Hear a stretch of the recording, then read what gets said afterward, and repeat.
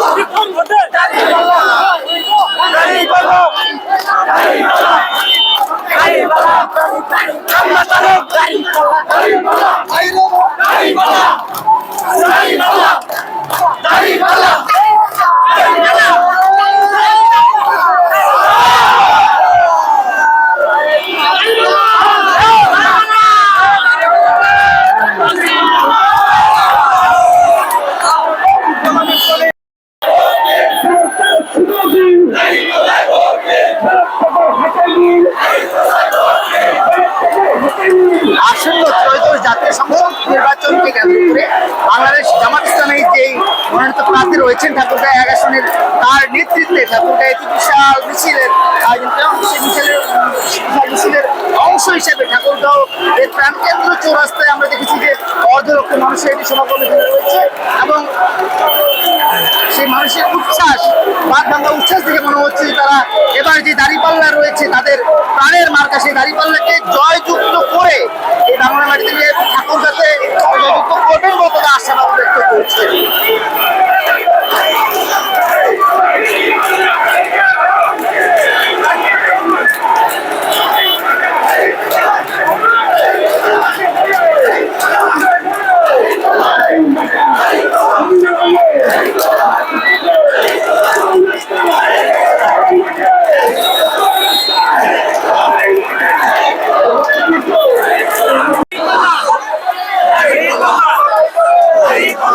যে বিষয়টি বলছিলাম যে ঠাকুরগাঁও ১ আসনে মনোনীত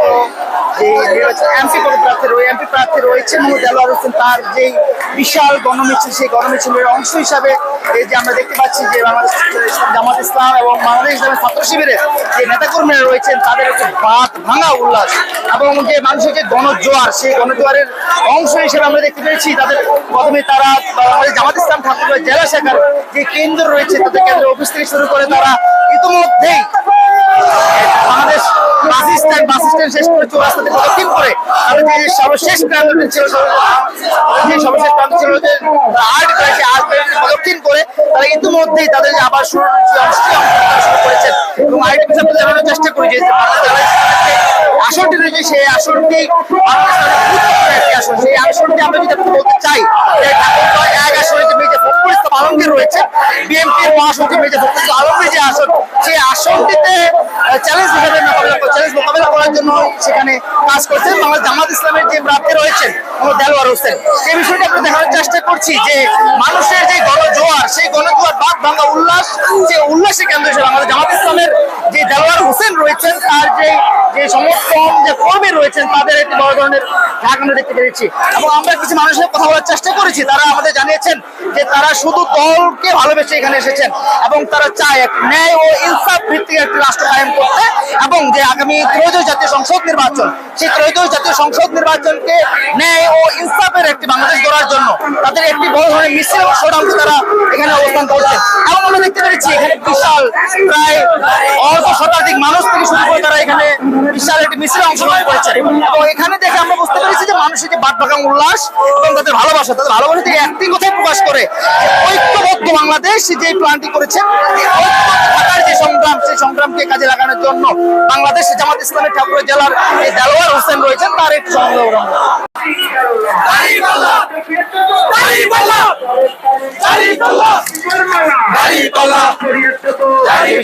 বাংলাদেশ জামাত ইসলামী